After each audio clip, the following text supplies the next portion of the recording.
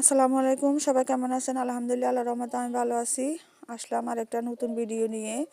আজকে আমি মুরগির মাংস রান্না করব। মুরগির মাংস রান্না করার জন্য প্রথমে আমি আদা, তারপরে যা রসুন বেটে নিচ্ছি।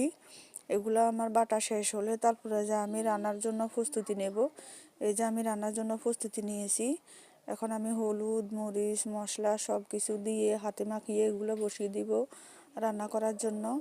হাতে মাখলেই অর্ধেক রান্না সম্পূর্ণ হয়ে যায়। তারপরে এখন আমি চুলার উপরে বসিয়ে দেব।